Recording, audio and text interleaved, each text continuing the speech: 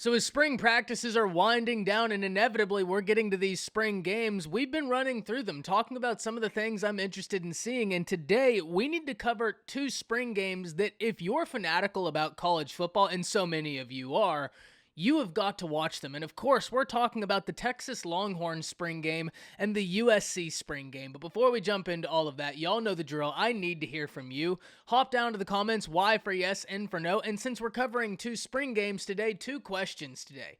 First and foremost, regarding the Texas Longhorns, do you believe we will see strides made in that quarterback room with Hudson Card and Quinn Ewers? Let me know what you're thinking there. And in terms of USC, do you believe we will start to see some form taking shape for the USC Trojans with Lincoln Riley in his first year as head coach out at USC? Let me know what you're thinking there. If you are new to the channel, be sure to subscribe, hit that bell notification. I do constant college football content. We are on our push to 15,000 subscribers, and I'd love to have you a part of this awesome community. And if you enjoyed the content, like and comment down below, as those interactions, though small, are incredibly massive to content creators such as myself, and both getting picked up and maintained by the YouTube algorithm. But with all that being said, let's hop right into this, because there are several different things we can talk about with both of these respective spring games. And we're going to start in the state of Texas, where a lot of eyes in the college football world are going to be curious to see what Quinn Ewers looks like, and deservedly so. Look, Quinn Ewers set high school football on fire when he was at Southlake, and he continues to do so to this point. And this weekend, we're going to get our first real glimpse as to what Quinn Ewers is going to look like at the next level. Now, granted, this is a spring game, and one thing we do need to talk about before we go any further is that Texas's spring game in particular is going to look a little bit different because of the lack of depth at line. But inevitably, you're still going to get some idea of Quinn Ewers spreading the ball around, and it's going to be able to give you some idea of where they are as far as the quarterback room. But Quinn Ewers is not alone in this battle. Hudson Card is a very talented prospect who shouldn't be written off just yet. And I understand, Texas brought in Quinn Ewers for a reason. His skill set, his ceiling is so high that if he reaches it, that's the guy. But Hudson Card also has a very high ceiling. We've talked about this at length. So many people who I trust very much have told me Card is a really good quarterback, and if he continues growing, he's going to be one to watch. So the quarterback situation at Texas is one we're going to watch. The fan favorite, in my opinion, who will win the battle is Quinn Ewers, but the battle still must be won. Nobody's going to be anointed, and nor should they be. But now we need to talk about some other things, because whenever we're talking about the Texas Longhorns, there's a lot of new for us to get into. Whether we're talking about Quinn Ewers or all the other pieces they got out the transfer portal, such as a wide receiver in Isaiah Nayor, who I think is going to be a massive piece for this Texas offense moving forward. When you look at the production he put up at his previous destination, he's got a deep skill set. And I think it's really a win-win situation both for Nayor and for Worthy, because the defense can't account for both of them, so their existence and their codependence is going to create mismatches. But it's not just Nayor. We can talk about Jaleel Billingsley, coming from Alabama, who provides the Texas Longhorns a very talented tight end who they can use to just be an utter mismatch on the football field. Remember, I talk about this at length. If you have a new quarterback, who the Texas Longhorns just may have, and if you have some holes in your offense, and the Texas Longhorns may have some holes on their offensive line, one easy way to generate offense: great running back play, great tight end play. And look, if your offensive line has holes, now you're going to be doing that out the backfield in terms of getting your running back in space and dipping the ball to him. Luckily, you have Bijan Robinson, who is one of the best in that at the entirety of college football. But now you have Jaleel Billingsley, who's an absolute mismatch at that tight end position, and that's going to be something I think we see utilized heavily this year. Though he's not alone. You have former five-star Jatavian Sanders, who I'm really interested to see. I got to watch him play live. Very talented prospect. It's going to be awesome to see what he can do. But it's not all relegated to the offensive side of the ball, because we have questions on the offense, but none of it revolves around the skill position. All of it is on the offensive line. And unfortunately for the Longhorns, this spring game isn't going to do much in terms of answering those questions. So I don't want to spend too much time on it. However, the defense has questions that we can at least get some semblance, even though maybe small, of an answer. And what I mean when I say that is right now, Texas needs help at multiple different layers of their defense. And there are several different ways we can talk about Texas's defense, but one of the areas I'd like to focus on right now, keeping in spirits with the new faces, is an edge player in Justice Finkley that they got, who I think is going to be of massive benefit for the Longhorns, not only in terms of being a necessary piece in PK's defense. When you look at the schematics PK uses, those edge rusher positions are of massive importance, which is why the Longhorns are still after O'Shawn Mathis, a name we need to keep up with.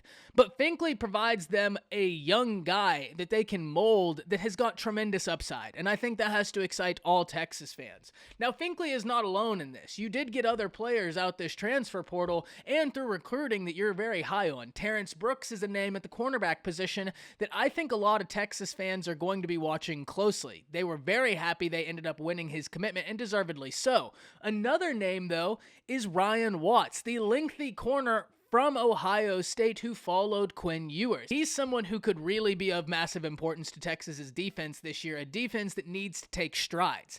Now, that's not to say that everything will be solved during the course of this spring game. Much needs to be worked on still, but it will give us a glimpse of where Texas stands in year 2 under Steve Sarkisian. But now we need to go to the West Coast where we can talk about USC and the Trojans. Because USC and the Trojans are in a little bit different of a situation.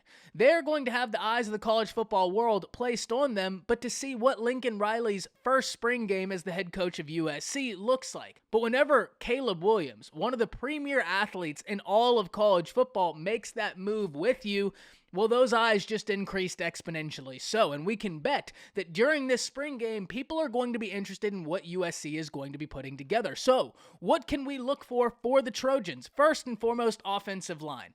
The offensive line for USC is one that can continue getting better, they can continue working, and I say that because you now have some really talented quarterback options that you have a lot of faith in. And if you can get your offensive line right, which, by the way, USC made a phenomenal hire in terms of offensive line coach, getting Henson from A&M, who's put together top-tier offensive lines for the Aggies. So you like who you hired there. If they can get that offensive line right, I mean, goodness gracious, you look at Caleb Williams, you look at Miller Moss, who by all accounts has been very impressive up to this point. USC's got something in the quarterback position, and if that offensive line gets right, it's going to be scary. But it's not relegated simply to the quarterback position. You look at the wide receivers, they got some guys out the transfer portal. They got a guy such as Mario Williams, who, if everything comes together, could be an explosive piece, not only for USC, but one of the more explosive pieces in the Pac-12 in its entirety. That's the ability he has. A former top prospect coming out of high school, he's a name we need to watch closely. Someone who wanted to follow Caleb Williams and ultimately play for Caleb Williams. But if we're looking at what I'm going to be watching the closest for USC, it's not on the offense. Because I have faith that at some point or another, that offense for USC is going to be taken care of, especially with Lincoln Riley being the offensive coach that he is. I have faith that the offense will be getting right soon. The question may be how soon, but inevitably the train will enter the destination, so I'm not too concerned about it. Defensively, however, we've got something to watch because USC's defense needs to continue making strides if they want to get where they could go, and it's going to be necessary to get that defense right because the Pac-12 is absolutely up for the taking, and if USC can become a complete football team, be an offensive powerhouse, but also have a defense that's respectable, well, now they're putting themselves in prime position to really run the Pac-12, and if you can run the Pac-12, you have an entrance into the playoffs, or at least in theory, a more linear entrance into the college football playoffs, which is where you want to go. So getting the defense right is going to be of massive importance. Luckily for the Trojans, they've been able to get in some guys via recruiting that can help you there. Corey Foreman is a name that I think college football is going to be watching closely. Damani Jackson's a name who I'm going to be watching closely this upcoming season. Very talented prospect. If USC's defense can make strides, and I'm not asking for them to become a top 10 defense this year. That's not my contention here at all, and nor do I think that that's going to be necessary in the long run, but you also can't be a bottom defense. You have got to be a solid defense, especially when you get into the college football playoffs, because in the playoffs, everybody can score, everybody can defend. So you need to be able to match whatever the team team in front of you is able to do. And offensively, you like where you're at with Lincoln Riley, and especially on the short term with Caleb Williams. It's now about getting that defense right, and this is a great opportunity to do so. There are going to be new names, new faces, and one of the interesting things is I think this is going to give the coaching staff an opportunity to really take stock and plan their moves over the course of the next month. Because I think USC isn't done in the transfer portal. We're about to see a lot of names both entering and exiting the portal at rapid pace to try and beat the deadline to get instant eligibility. And in that period, I think USC is going to be very active trying to get some guys to help them on both sides of the ball, and deservedly so. The last thing I'll say in terms of USC is that they're hosting a very talented visitor in Deuce Robinson, one of the premier players in all of high school football, a 5-star tight end, someone that they would love to add into this class, a class that already possesses such a stellar amount of offensive talent. Though it's early days, I mean, look, I've said this at length, I say this ad nauseum. You get in a 5-star quarterback, people want to play with that guy. If that guy's name is Malachi Nelson and you flip on the tape and see what he's able to do, yeah, that's going to excite people, and I'm not surprised in the least when offensive pieces are going to USC saying, we think we could vibe here. That doesn't surprise me at all.